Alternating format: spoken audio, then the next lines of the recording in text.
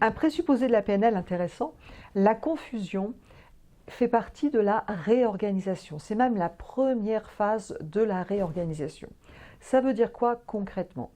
Eh bien, ça veut dire que au moment où vous êtes un peu perdu, quand vous ne savez plus où vous en êtes, ça arrive dans la vie, plus quoi faire, quel choix, quelle décision prendre, vous comprenez plus rien, vous avez l'impression que ça n'a pas de sens, eh bien, ça veut dire que vous êtes à un point stratégique de votre vie et que ce moment de confusion, ce moment où c'est un peu le bazar dans la tête, quoi, eh bien, ça va vous permettre de vous réorganiser. C'est un petit peu comme quand je fais du rangement à la maison. Eh bien, quand je décide de faire du rangement, j'ai tendance à tout vider. Je vide mes placards, je vide, etc. Et là, si mon mari arrive, il me dit « mais c'est quoi ce bazar ?» Il y en a partout. C'est la confusion. Eh bien, le fait de tout sortir, de tout remettre en vrac, ça va me permettre, après, de réorganiser les choses, d'y voir plus clair. Je vais faire du tri aussi, il y a des choses que je vais éliminer, et il y a des choses que je vais remettre plus en valeur ou à un autre endroit. Eh bien, c'est un petit peu pareil dans la tête. La confusion est le premier pas vers la réorganisation.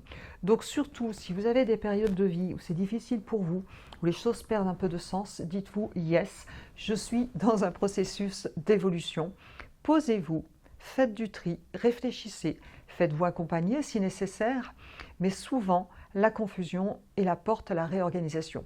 D'ailleurs, on le voit très bien dans les accompagnements, quand on travaille, que ce soit en hypnose ou quand on travaille en coaching, quand vous faites un questionnement ou que vous allez toucher dans votre questionnement, dans votre stratégie d'accompagnement, le truc qui va tout faire basculer chez la personne, qui va faire qu'elle va avancer par rapport à son objectif, souvent il y a un moment de confusion. Ça se voit dans ses yeux, ça se voit dans son attitude. Et quand on est accompagnant, on sait que là, on touche au bon endroit. Je vous laisse réfléchir, je vous laisse vous auto-observer. Vous êtes le premier acteur de votre vie.